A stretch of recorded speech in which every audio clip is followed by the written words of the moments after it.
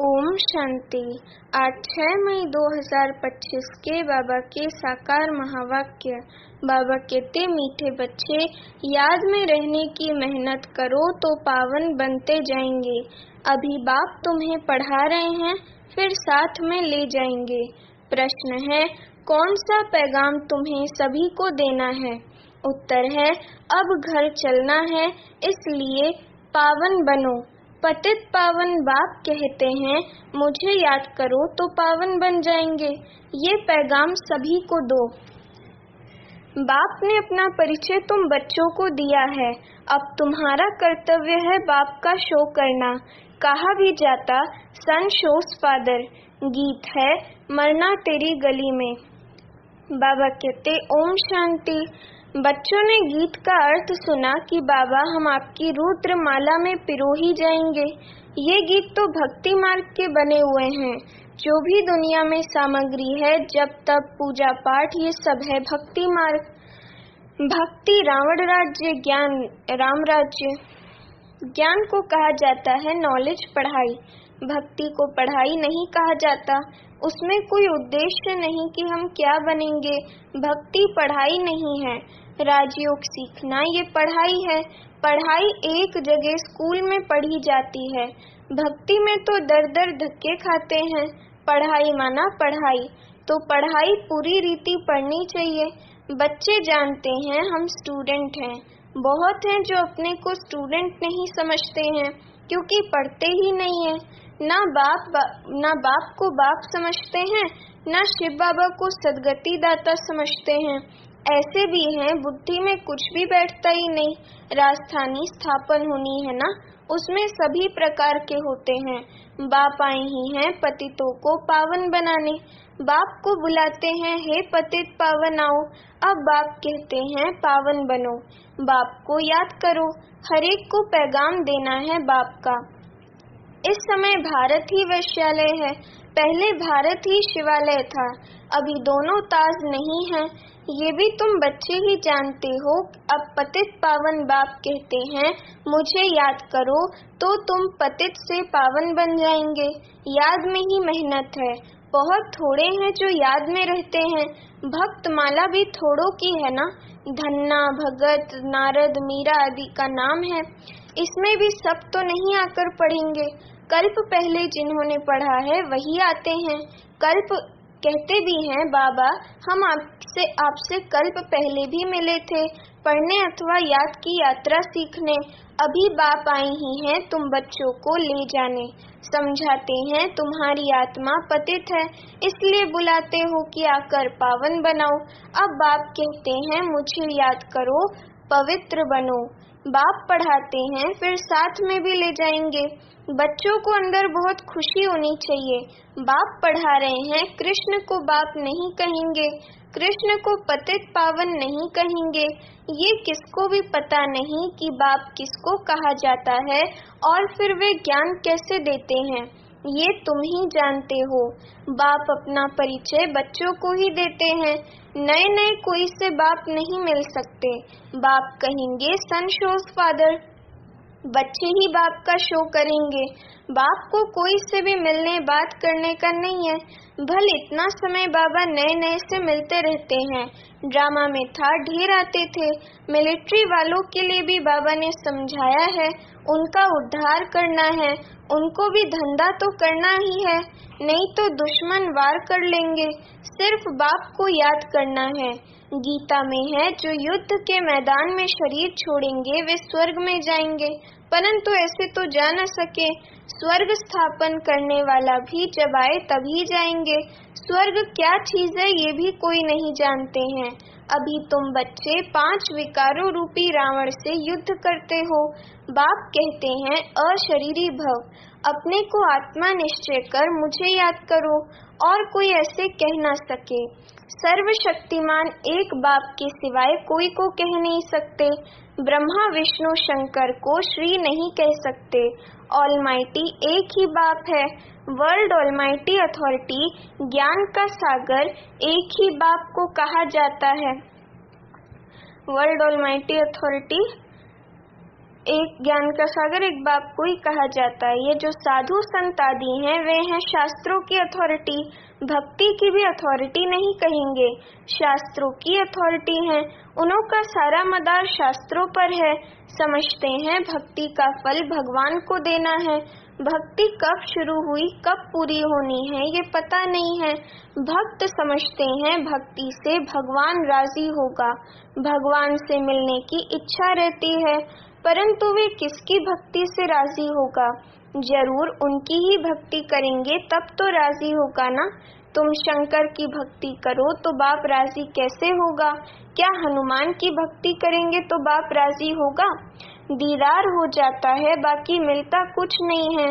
बाप कहते हैं मैं भल साक्षात्कार कराता हूँ, परंतु ऐसे नहीं कि मेरे साथ आकर मिलेंगे। नहीं, तुम मेरे साथ मिलते हो। भगत भक्ति करते हैं भगवान से मिलने के लिए। कहते हैं पता नहीं कि भगवान किस रूप में आकर मिले, इसलिए उसे कहा जाता है ब्लाइंड फेथ। अभी तुम बाप से मिले हो, जानते हो वे निराकार बाप जब शरीर धारण करे तभी अपना परिचय दे कि मैं तुम्हारा बाप हूँ। 5000 वर्ष पहले भी तुमको राज्य भाग्य दिया था, फिर तुमको 84 जन्म लेने पड़े। ये सृष्टि चक्र फिरता रहता है। द्वापर के बाद ही दूसरे धर्म आते हैं, अपना अपना धर्म आकर स्थापन करते हैं। इसमें कोई बड़ाई की बात नहीं है, बड़ाई किसकी भी नहीं है। ब्रह्मा की बड़ाई तब है जब बाप आकर प्रवेश करते हैं, नहीं तो ये धंधा करता था। इनको भी थोड़ी पता था मेरे में भगवान आएंगे, ब्रह्मा बाबा को थोड़ी पता था। बाप ने प्रवेश कर समझाया है कि कैसे मैंने इनमें प्रवेश किया, कैसे इनको दिखाया मेरा सो तुम्हारा, तुम्हारा सो मेरा, देख लो। तुम मेरे मददगार बनते हो, अपने तन मन धन से तो उनकी एवज में तुमको ये मिलेगा। बाप कहते हैं मैं साधारण तन में प्रवेश करता हूँ जो अपने जन्मों को नहीं जानते, परंतु मैं कब आता हूँ कैसे आता हूँ ये किसको पता नहीं है। अभी तुम देखते हो साधारण तन में बाप आए हैं, इन द्वारा हमको ज्ञान और योग सिखला रहे हैं।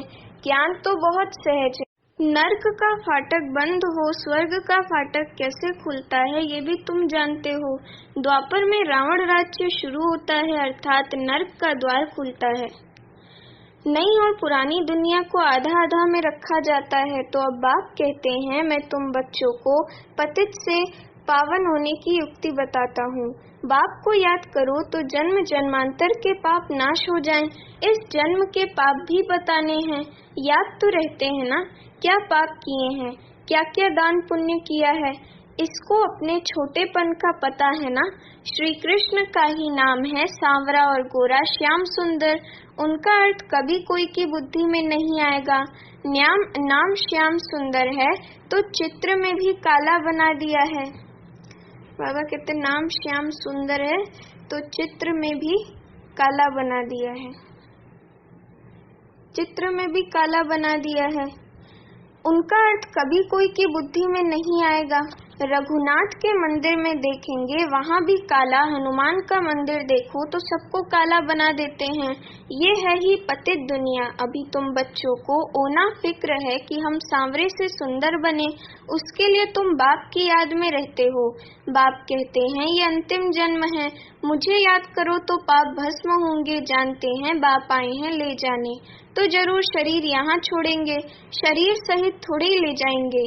पतित आत्माएं भी जा न सके, जरूर बाप पावन बनने की युक्ति बताएंगे। तो कहते हैं मुझे याद करो तो विकर्म विनाश हो। भक्ति मार्ग में है अंधश्रद्धा। शिव काशी कहते हैं, फिर कहते हैं शिव ने गंगा लाई, भागीरथ से गंगा निकली। अब पानी माथे से कैसे निकलेगा? भागीरथ कोई ऊपर पहाड़ पर बैठा है क्या जिसकी जटाओं से गंगा आएगी? पानी जो बरसता है सागर से खींचते हैं, जो सारी दुनिया में पानी जाता है। नदियां तो सब तरफ हैं, पहाड़ों पर बर्फ जम जाती है वह भी पानी आता रहता है। पहाड़ों के अंदर गुफाओं में जो पानी रहता है वे फिर कुओं में आता है, वे भी बरसात के आधार पर है। बरसात ना पड़े तो कुएं भी सूख जाते हैं।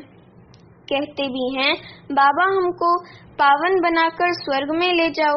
आज ही स्वर्ग कृष्णपुरी की है, विष्णुपुरी का किसको पता नहीं है। श्री कृष्ण के मुरीद कहेंगे जहाँ देखो कृष्ण ही कृष्ण है।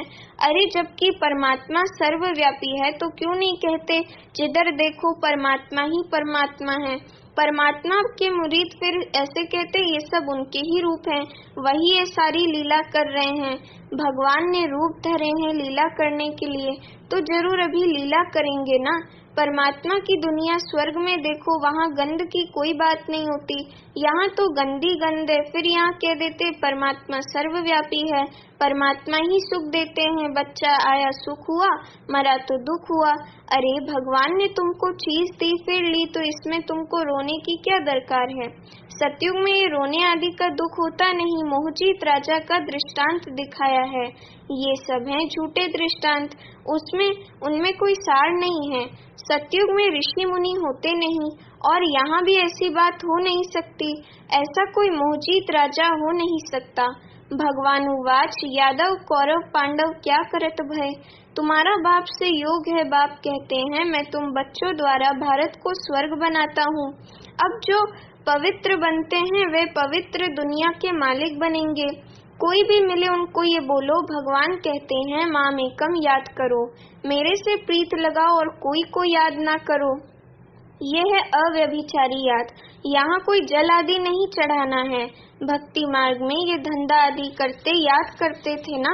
गुरु लोग भी कहते हैं मुझे याद करो, अपने पति को याद नहीं करो। तुम बच्चों को कितनी बातें समझाते हैं। मूल बात है कि सभी को पैगाम दो। बाबा कहते हैं माम एकम याद करो। बाबा माना ही भगवान। भगवान तो निराकार है। श्री कृष्ण को सब भगवान नहीं कहेंगे, कृष्ण तो बच्चा है। शिव बाबा इसमें ना होता तो तुम होते क्या। शिव बाबा ने इन द्वारा तुमको एडॉप्ट किया, अपना बनाया है। ये माता भी है पिता भी है। माता तो साकार में चाहिए ना, वह तो है ही पिता। तो ऐसी ऐसी बातें अच्छी रीति धारण करो। तुम बच्चों को कभी भी किसी बात में मूंझना नहीं है, पढ़ाई को कभी नहीं छोड़ना। कई बच्चे संग दोष में आकर रूठ कर अपनी पाठशाला खोल देते हैं। अगर आपस में लड़ झगड़ कर जाए अपनी पाठशाला खोली तो मूर्खपना है। रूठते हैं तो पाठशाला खोलने के लायक ही नहीं है। वे देह अभिमान तुम्हारा चलेगा ही नहीं, क्योंकि बुद्धि में तो दुश्मनी है तो वे याद आएगी। कुछ भी किसको समझा नहीं सकेंगे। ऐसे भी होता है जिसको ज्ञान देते हैं वे तीखे चले जाते हैं, खुद गिर पड़ते हैं, खुद भी समझते हैं मेरे से उनकी अवस्था अच्छी है। पढ़ने वाला राजा बन जाए और पढ़ाने वाला दास दासी बन जाते हैं। ऐसे भी हैं। पुरुषार्थ कर बाप के गले का हार बनना है। बाबा जीते जी मैं आपका बना हूँ, बाप की याद से ही बेड़ा पार होना है। अच्छा मीठे मीठे सिकी लदे बच्चों प्रति माता पिता बाप दादा का याद प्यार और गुड मॉर्निंग। अभी रूहानी बाप की रूहानी बच्चों को नमस्ते। अभी हम रूहानी बच्चों की रूहानी माता पिता बाप दादा को याद प्यार गुड मॉर्निंग और नमस्ते। धारणा के लिए मुख्य सार। पहली पॉइंट, कभी किसी बात में मूंझना नहीं है। आपस में रूठ कर पढ़ाई नहीं छोड़नी है।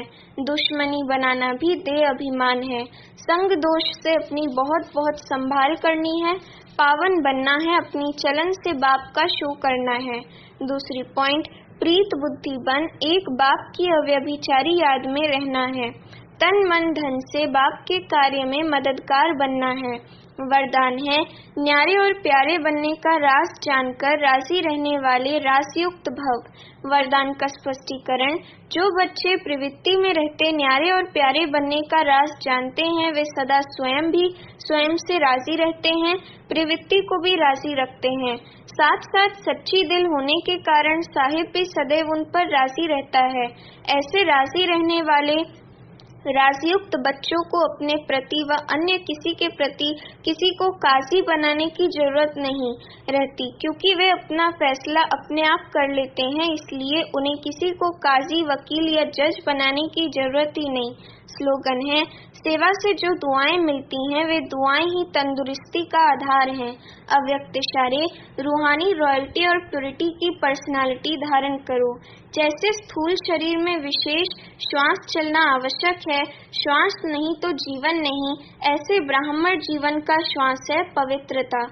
21 जन्मों की प्रारब्ध का आधार पवित्रता है। आत्मा और परमात्मा के मिलन का आधार पवित्र बुद्धि है। संगम युगी प्राप्तियों का आधार और भविष्य में पूज्य पद पाने का आधार पवित्रता है। इसलिए पवित्रता की पर्सनालिटी को वरदान रूप में